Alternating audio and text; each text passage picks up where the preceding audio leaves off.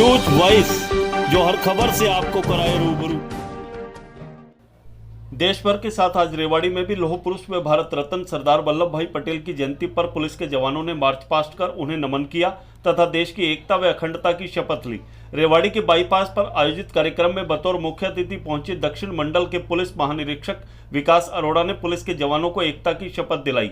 कार्यक्रम के उपरांत पत्रकारों से बातचीत में आईजी विकास अरोड़ा ने माना कि साइबर क्राइम पुलिस के लिए एक बड़ी चुनौती है, जिससे निपटने के लिए हाल ही में यूपी, हरियाणा व राजस्थान पुलिस ने ज्वाइंट मीटिंग करके कुछ अहम फैसले लिए हैं, जिसके तहत साइबर क्राइम को रोकने के लिए ऐसे अपराधियों की पहचान कर उनकी धरपकड़ के लिए टीमें गठित की जाएंगी। साथ ही प्रदेश सरकार ने भी रेवाड़ी में साइबर क्राइम पुलिस स्टेशन खोलने के लिए मंजूरी दे दी है। जल्द ही स्पेशल फोर्स गठित करके रेवाड़ी जिला में साइबर पुलिस स्टेशन खोला जाएगा। वहीं उन्होंने कहा कि कोरोना के साथ पुलिस की चुनौती और अधिक बढ़ गई है, क्योंकि अपराधियों की धरपकड़ के दौरान पुलिस के कुछ जवान भी कोरोना संक्रमित हो गए थे, जिसे लेकर पुलिस विभाग द्वारा खास सावधानी बरती जा रही है।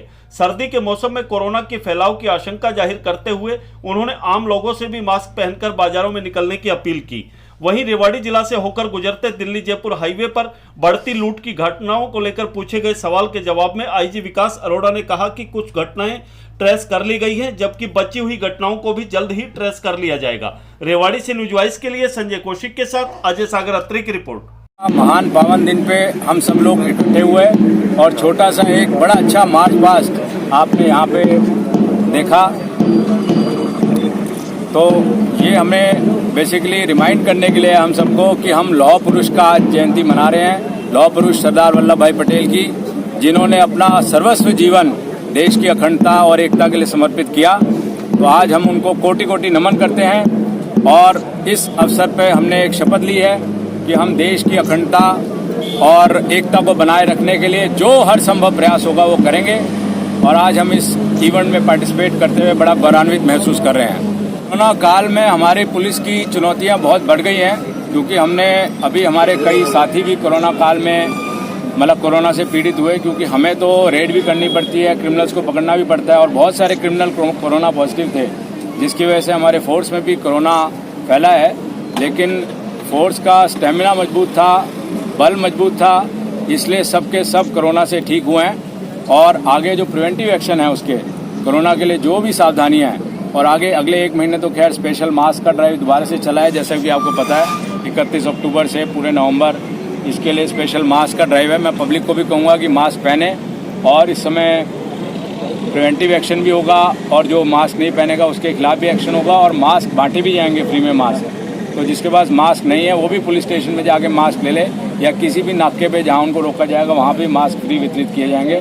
तो इस समय इस 1 महीना कम से कम मास्क सारे के सारे पहने, क्योंकि दोबारा से एक थोड़ा वेव जो कह रहे हैं कि भाई एक वेव इस 1 महीने में और कोरोना का आ सकता है, तो उसके लिए पूरी सावधानियां लेने की पुलिस को ही नहीं सारी जनता को भी आवश्यकता है। सर, एक क्या करें? हाईवे की लूट की लगभग सारी वारदात ट्रेस हो गई है। जो रिसेंट एक आधी हुई है वो वाली अभी ट्रेस नहीं हुई है, लेकिन बाकी लगभग पुरानी जितनी भी थी वो सारी ट्रेस हो गई है। एक रेवाड़ी का जो अभी एक गैंग पकड़ा जिसमें 4 मर्डर जिन्होंने सीरियल मर्डर कर रखे थे, जिसमें 3 गुड़गांव के थे, एक कपल का मर्डर किया था उन्होंने घर में जाके, और बाकी और मर्डर कर रखे थे।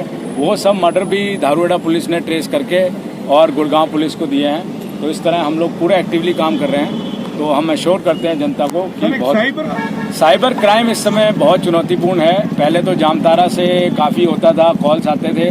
अब ये मेवात का भी रीजन है जिसमें भरतपुर और इस सब नूह और भरतपुर के रीजन से भी कई बार फ़ोन आते हैं। तो इसके लिए पुनाना में हमने एक ज्वाइंट मीटिंग की थी, राजस्थान की, यूपी की और हरियाणा की, और हमने उसमें कई बड़े बड़े अहम फैसले लिए हैं ताकि इन लोगों को आइडेंटिफाई करके इनके घरों में रेड करके ज्वाइंट टीम्स बनाई हैं वहाँ पे, और लगभग काफ़ी लोग उनमें आइडेंटिफाइड हैं और इनमें बहुत अच्छी कार्रवाई चल रही है, जिससे आपको कुछ ही दिनों में पता चलेगा कि ये गतिविधियाँ घटी हैं। उसके अलावा रेवाड़ी एक बड़ा स्पेशल जिला है जिसपे सरकार ने साइबर पुलिस स्टेशन भी सैंक्शन कर दिया है, और इस साइबर पुलिस स्टेशन को गठन करने का कार्य शुरू हो गया है, और रेवाड़ी में जल्द ही साइबर पुलिस स्टेशन भी एक फंक्शनल हो जाएगा। बनाने के लिए हमारी ट्रेनिंग लगातार चल रही है। अब इस टाइम में थोड़ी ऑनलाइन करानी पड़ी ट्रेनिंग, चाहे BPRND की हो ट्रेनिंग, चाहे वो हमारी मधुबन से ट्रेनिंग हो, और हमने जो ट्रेन कराए हैं बंदे वो भी हमारे फर्दर ट्रेनिंग कर रहे हैं। तो वो हमारी कार्रवाई पूरी की पूरी चल रही है, और अभी हमारे पास सफिशिएंट ट्रेन स्टाफ है जो कि साइबर के वो कर सकता है।